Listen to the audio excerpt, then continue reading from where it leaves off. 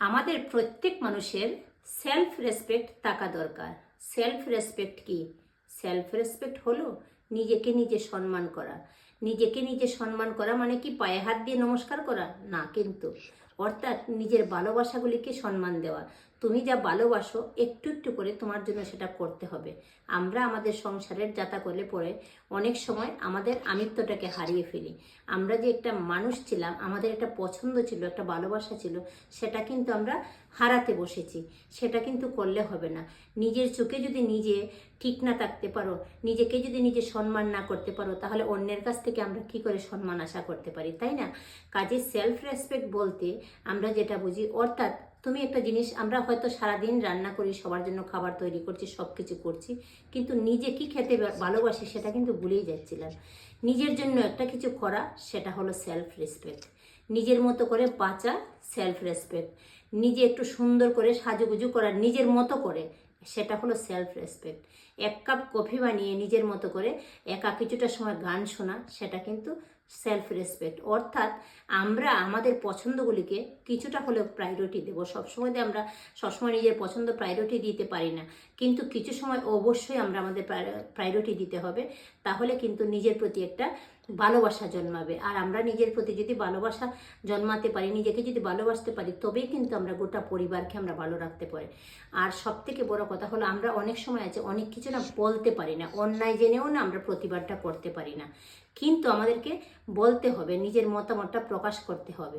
আমরা এই যে বলে না, অতি বড় বেরো না, জ্বরে পড়ে যাবে, অতি ছোটো থেকো না, ছাগলে মুড়ে খাবে। এটা ঠিক করতে, ছাগলে যাতে মুড়ে না খায়, তার জন্য কিন্তু আমাদেরকে, আমরা যদি চুবলটা নাও দিই, ফুস কিন্তু করতেই হবে, তাই না? প্রতিবাদটা কিন্তু করতে হবে, নিজের বক্তব্যটা পেশ করতে হবে। সবসময় শুধু সব কিছু মেনে নিলে সেখানে কিন্তু ঠিক থাকে না, সেখানে কিন্তু সেলফ রেসপেক্টটা থাকে না। সেলফ রেসপেক্ট জিনিসটা সত্যি একটা অন্যরকম। আমি হয়তো সাজলাম, আমি অন্যের পছন্দ মতো সাজলাম, হবে না। তাহলে আমিত্বটা কোথায় থাকলো? আমিত্ব মানে অহংকার কিন্তু নয়, আমিত্ব মানে কিন্তু সেলফ রেসপেক্ট। আমিত্ব একটা আছে, আমার এই আমার সেই, সেটা হলো অহংকার। আর না, আমার পছন্দগুলিকে আমি প্রায়োরিটি দেব, পছন্দগুলির মূল্য দেব, সেটা কিন্তু কখনো অহংকার নয়, এটা কিন্তু সেলফ রেসপেক্ট। দুটো কিন্তু বুঝতে হবে। দুটি অনেকে আছে আমিত্ব বলতে মানে আমার বোঝায়, সেটা কিন্তু অহংকার।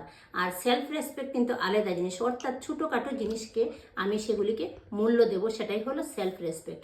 ধরুন আমি হয়তো আজকে সুন্দর করে একটা নিজের জন্য একটা আইটেম বানালাম, সবার জন্য সব কিছু বানালাম, নিজের জন্য একটা যে খাবারটা খেতে পারি, খেতে ভালোবাসি, সেটা একটা বানালাম, সেটা কিন্তু এক ধরনের সেলফ রেসপেক্ট। অর্থাৎ আমি আমার পছন্দটাকে প্রায়োরিটি দিলাম, পছন্দটার মূল্য দিলাম। কিংবা মনে করো আমার আজকে সাজতে ইচ্ছা হয়েছে, আমি সেটা করলাম। কিংবা আজকে আমার একটা চকলেট খেতে ইচ্ছা হয়েছে, সেই চকলেটটা যেন আমি খেতে পারি, সেটাই হলো সেলফ রেসপেক্ট। এবং তার জন্য কিন্তু মেয়েদেরকে স্বাবলম্বী হতে হবে।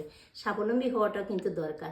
আর স্বাবলম্বী হতে গেলে আমাদের হাতে কিন্তু অনেক সময় অনেক সুযোগ ছিল না, এখন কিন্তু আছে। ইচ্ছা করলে আমরা ফেসবুকে কন্টেন্ট ক্রিয়েট করে আমরা কিন্তু স্বাবলম্বী হতে পারি। হ্যাঁ, খুব বেশি টাকা ইনকাম না করতে পারছে, ফেসবুক থেকে ইনকাম করার বিশাল অপরচুনিটি আছে, কিন্তু সেটা না পারলেও কিছুটা ইনকাম কিন্তু আমরা করতে পারি। আমরা প্রয়োজনে একটা চকলেট কিনে খাওয়ার মতো পয়সা কিন্তু আমরা ইনকাম করতে পারি। তাই বলছি সবাইকে স্বাবলম্বী হন।